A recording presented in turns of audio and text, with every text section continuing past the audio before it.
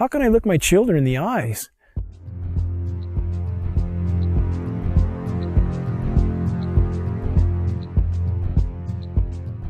and not try to shed the light on this issue, knowing every breath they take is laden with these metals? I have been forced to conclude that there is no greater or no more immediate threat to anything that lives and breathes than the global geoengineering programs, short of nuclear catastrophe. Geoengineering is defined as the artificial modification of the Earth's climate. Geoengineers are proposing spraying 10 to 20 million tons of toxic aluminum and other substances into our sky for the stated goal of cooling our planet. Since we released What in the World Are They Spraying?, hundreds of people from around the world have began taking rain tests. What they're finding is what many are calling the chemtrail geoengineering footprint of aluminum, barium, and strontium. We're finding this well-thought footprint internationally, all over the world, wherever they take samples and get a chemical analysis of rain and snow water. This is quite common.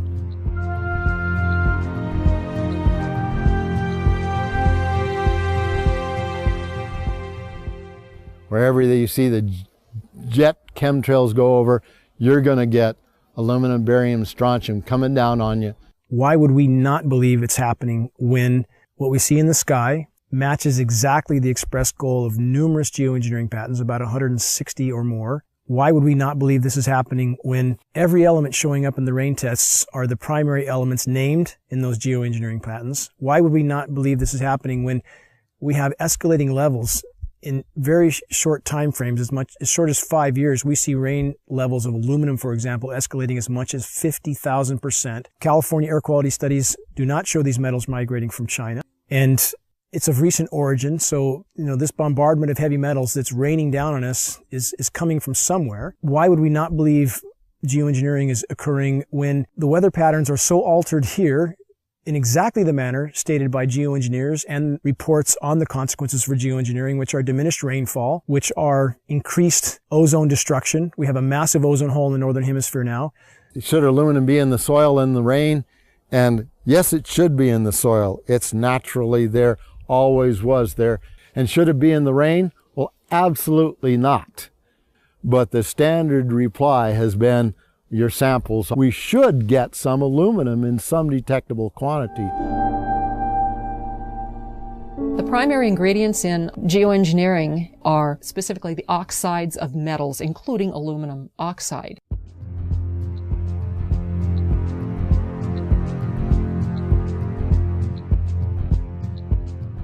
This is devastating to plants, totally. As I pointed out before, Michael, we're seeing, as in this example here, very hardy native plants completely flash out dead. That looks like it's been hit with some kind of a chemical.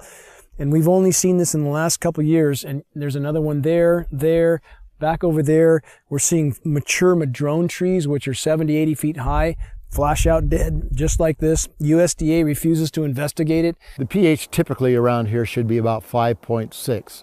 Well, since the contrailing got heavy, I watched the pH here in these forests, well, go up, I guess would be the word.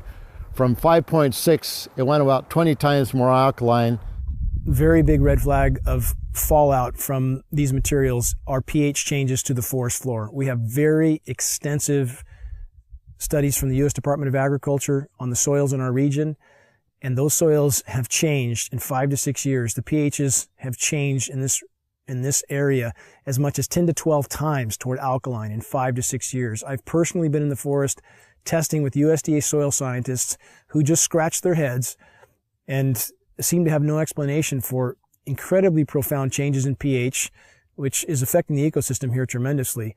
Aluminum buffer action, aluminum hydroxide is what we think it is, plus the barium carbonate, strontium titanate, strontium oxides, barium oxides, probably some aluminum oxides in there, that this has apparently driven our acid soils about 20 times more alkaline to about 6.8.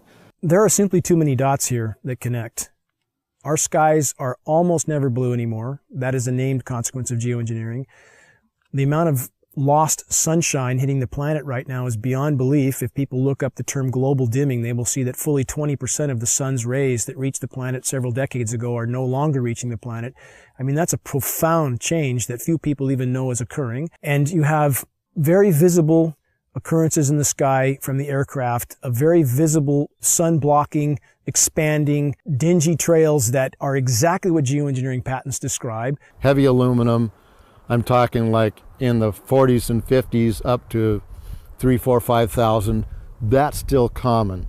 Barium, strontium to somewhere 40 or 50 to, again, about 2,000 or 3,000. Same for both barium and strontium. Where is this mountain of metal coming from? Why is asthma, ADD, Alzheimer's, autism, all elements related in many studies to aluminum or particulate inhalation? Why are these ailments going off the charts with no apparent explanation? Why has respiratory mortality in the continental United States gone from 8th on the list to 3rd in 6 years? And no one seems to ask any questions. Why every other person has asthma now? Why every other commercial on TV is an allergy medication? And again, when David Keith, the world's most recognized geoengineer, was asked on the record, had there been any studies done as to the consequences of dumping 20 million tons of aluminum in the atmosphere, his answer was patently no. While geoengineers claim that their models are to cool the planet, a number of studies now are arising that indicate, yes, temporarily there will be regionally cooling as these particulates reflect the sun. However, they actually at night act as a blanket and will warm the planet. So the question now remains, why in the world are they spraying? One of the things that geoengineering is about when you're environmentally doing something with the atmosphere is that you can be engaged in weather modification. Historically, weather modification in the United States began to be looked upon in the 1940s as something that people would want to do.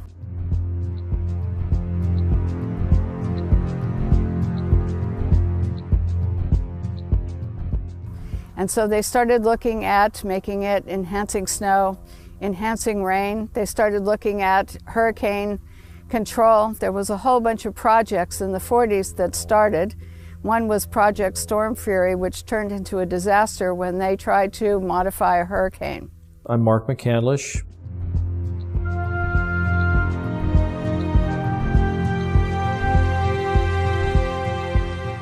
And for the better part of 30 years, I worked in the aerospace and defense industry. I had a secret clearance twice during my career.